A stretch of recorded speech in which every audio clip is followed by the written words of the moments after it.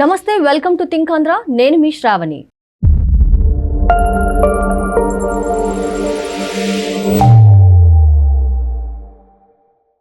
ప్రస్తుతం మనతో పాటు ఉన్నారు ప్రముఖ పొలిటికల్ అనలిస్ట్ అప్పసాని రాజేష్ గారు. నమస్కారం.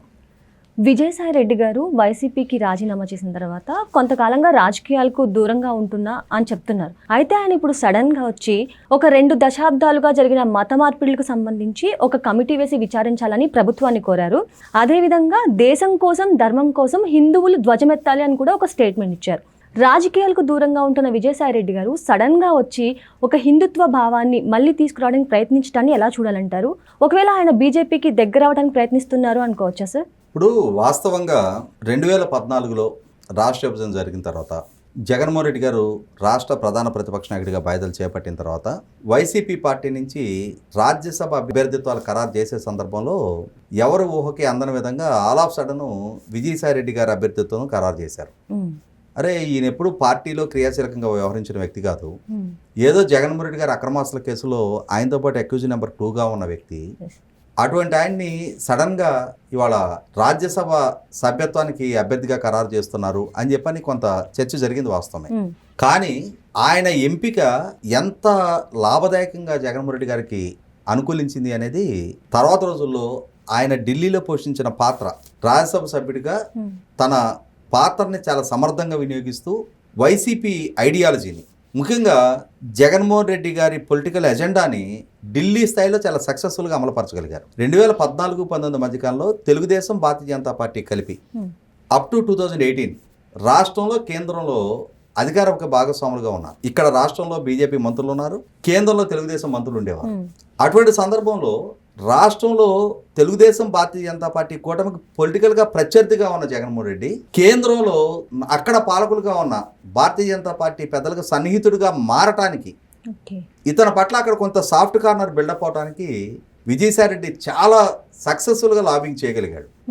అసలు అతను 24 గంటలు పిఎంఓలోనే ఉండగలిగేవాడు.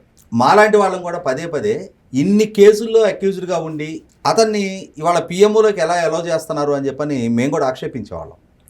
కానీ తన blood and sweat YCP party కోసం, జగన్మోహన్ రెడ్డి గారి కోసం తను వెచ్చించగలిగాడు. ఆ ఫలాలు జగన్మోహన్ రెడ్డి గారు అనుభవించగలిగాడు. అటువంటి స్థితిలో మరి 2019-24 జగన్మోహన్ రెడ్డి గారు రాష్ట్ర ముఖ్యమంత్రిగా పదవి బాధ్యతలు చేపట్టిన తర్వాత ఆయన చుట్టూ ఒక కోటరీ ఏర్పాటైంది. ఆ కోటరీలో విజయసాయి రెడ్డి కూడా చాలా కీలకమైన వ్యక్తి అని చెప్పని మనందరం భావించాం.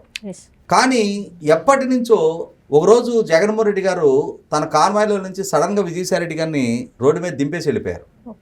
అది చూసిన తర్వాత ఇదేంటిరా, విజయసాయి రెడ్డికి ప్రతికూల పరిస్థితులు ఆ పార్టీలో ఎదురవుతున్నాయా, జగన్మోహన్ రెడ్డి గారు ఆదరణ కోల్పోతున్నాడా, ఇంత లాయల్గా రాజశేఖర రెడ్డి గారికి వాళ్ళ నాయన రాజారెడ్డి గారి నుంచి ఆ కుటుంబానికి సన్నిహితుడిగా, ఆంతరంగికుడిగా ఉన్నాడు కదా, ఇటువంటి వ్యక్తి పట్ల కూడా ఆ లాయల్టీస్ షిఫ్ట్ అవుతున్నాయా, నిరాదరణ ఎదురవుతుందా అని చెప్పని అందరం ఆలోచించడం మొదలుపెట్టాం. తర్వాత అధికారం కోల్పోయిన తర్వాత రాజ్యసభ సభ్యుడిగా ఉన్న విజయసాయి రెడ్డి గారిని మొన్నటి ఎన్నికల్లో మొట్టమొదటిసారి ప్రత్యక్ష ఎన్నికల్లో నెల్లూరు పార్లమెంట్ అభ్యర్థిగా పోటీ చేయించారు. ఆయనకు తెలుసు తాను నెగ్గను అని చెప్పని. అయినా సరే పార్టీ ఆదేశాలకు కట్టుబడి పోటీ చేశారు. పోటీ చేసిన నేపథ్యంలో చాలా ఘోరంగా ఓడిపోయారు. ఈ ఓటమి చెందిన తర్వాత అప్పటి వరకు పేదవాడి కోపం పెదవికి చేటు అన్నట్టుగా వివేకానంద రెడ్డి గారి గొడ్డల పోటు కళ్ళ ముందు కనిపిస్తున్న నేపథ్యంలో గొంతు పెగల్చకుండా, నోరు విప్పకుండా అక్కడ జరుగుతున్న పరిస్థితులు, పరిణామాలని మౌనంగా భరిస్తూ సహిస్తూ వచ్చిన విజయసాయి రెడ్డి ఒక్కసారిగా బ్రేక్ డౌన్ అవటం మొదలుపెట్టాడు. మద్యం కుంభకోణం విషయంలో ఎవరు ప్రమేయం ఉంది, కాకినాడ సీపోర్టు యాజమాన్య బదిలీల వ్యవహారాల్లో ఎవరెవరు ప్రమేయం ఉంది, అసలు జగన్మోహన్ రెడ్డి చుట్టూ ఉన్న కోటరీ ఏం చేస్తున్నారు, నేను ఆ పార్టీకి ఏం చేశా, అక్కడ నాకు ఎటువంటి అవమానాలు ఎదురైనాయి అని చెప్పని ఓపెన్గా మీడియా ముఖంగానే తను వెల్లడి చేయడం మొదలుపెట్టాడు. ఈ నేపథ్యంలో ఇంకా 4 సంవత్సరాల టెన్యూరు మిగిలినా సరే ఆ రాజ్యసభ సభ్యత్వానికి రాజీనామా చేసేసాడు. అప్పటి నుంచి కూడా, అంటే గతం నుంచి పిఎంఓలో ప్రధానమంత్రి గారితో సన్నిహిత సంబంధాలు ఉన్న నేపథ్యంలో ఇతను మళ్ళీ రాజకీయంగా క్రియాశీలకం అవటం అంటూ జరిగితే భారతీయ జనతా పార్టీకి చేరువవుతాడు అని అందరం భావిస్తున్నది. దానిలో భాగంగానే ఇప్పుడు ఇతను రాష్ట్రంలో కన్వర్షన్స్ గురించి మాట్లాడటం. కారణం ఏంటి అంటే, డాక్టర్ వైఎస్ రాజశేఖర రెడ్డి గారు రాష్ట్ర ముఖ్యమంత్రిగా పదవి బాధ్యతలు చేపట్టిన తర్వాత అప్పటి వరకు ఒక సక్సెస్ఫుల్ మిషనరీకి అధినేతగా ఉన్న కేఏ పాల్ని ప్రపంచవ్యాప్తంగా తనకంటూ ఒక సొంత బోయింగ్ విమానం కలిగి ఉండి ప్రపంచ దేశాధినేతలందరినీ తన డయాస్ మీదకి రప్పించుకొని ప్రపంచంలోనే అత్యంత పేరుకిగన్న కేఏ పాల్ ఎస్ అతనికి సంబంధించిన మిషనరీస్ని భారతదేశంలో అతనికి సంబంధించిన దేశీ విరాళాలు పొందడానికి ఉండే వెసులుబాటును రద్దు చేయించి ఆ వెసులుబాటు రాజశేఖర రెడ్డి గారి అల్లుడు ఇప్పుడు శర్మ గారి భర్త బ్రదర్ అనిల్ అతనికి ఆ వెసులుబాటు కల్పించబడి అతనికి విదేశాల నుంచి విపరీతంగా విరాళాలు అందుతూ తద్వారా రాజశేఖర రెడ్డి గారు సెక్యులర్ పాలకుడిగా కొనసాగుతూ కళ్ళ ముందు కనిపిస్తుండేవాడు.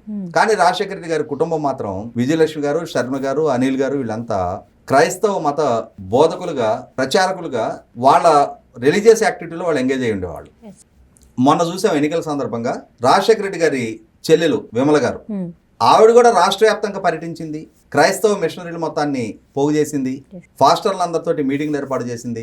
జగన్మోహన్ రెడ్డి లాంటి క్రైస్తవుణ్ణి కనుక నెగ్గించుకోకపోతే రాష్ట్రంలో క్రైస్తవానికి ప్రమాదం. జగన్మోహన్ రెడ్డి ఏమో శారదాపీఠాధిపతిని తీసుకెళ్లి హృషికేశ్లో గంగలో మునిగి మారు మనసు పొందాననేమో అతను చెప్తుంటాడు.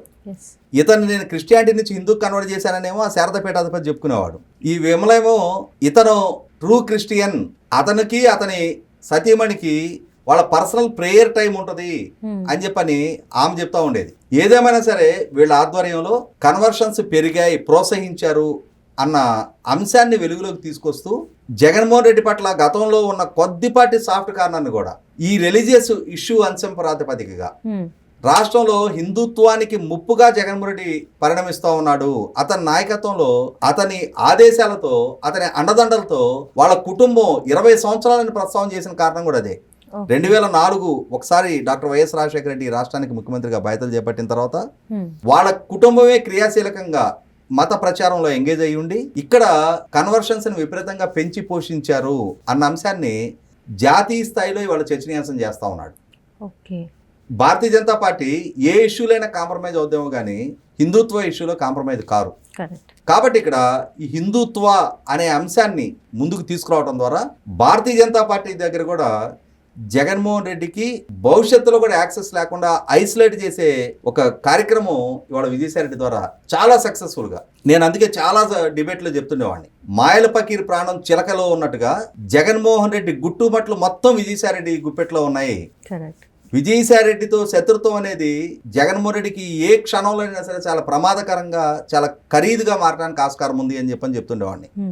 ఇవాళ జగన్మోహన్ రెడ్డి తన తండ్రి అధికారాన్ని అడ్డం పెట్టుకొని చాలా వేగంగా ఒక 5 సంవత్సరాల టెన్యూర్లోనే వేలాది కోట్లు ఆస్తులు సంపాదించుకోవడానికి విజయసాయి రెడ్డికి ఉన్న నాలెడ్జ్ ఎలా ఉపయోగపడిందో ఇవాళ రాజకీయంగా అదే జగన్మోహన్ రెడ్డిని భూస్థాపితం చేయడానికి కూడా అదే విజయసాయి రెడ్డి అంటే నమ్మకానికి, అతను ప్రదర్శించిన లాయల్టీకి తగిన గుర్తింపు గౌరవం ఇవ్వకుండా అతను అవమానించి మిస్హ్యాండిల్ చేస్తే తెలివిగల మిత్రులు లేకపోయినా పర్వాలా, కానీ తెలివిగల శత్రువు ఉండకూడదని కోరుకుంటారు.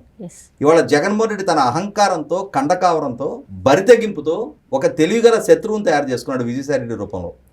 ఇవాళ విజయసాయి రెడ్డి నేడు అధికారంలోని ఎన్డీఏ కూటమికి జగన్మోహన్ రెడ్డి మీద వస్తున్న ఆరోపణల విచారణలో సహకరించడమే కాదు, అసలు జగన్మోహన్ రెడ్డికి ఢిల్లీ స్థాయిలో కూడా కనీసం రేపు ఇంకొక రోజు కూడా వాళ్ళ దగ్గర యాక్సెస్ కూడా లేని స్థాయికి ఇతను కట్ చేసేస్తా ఉన్నాడు.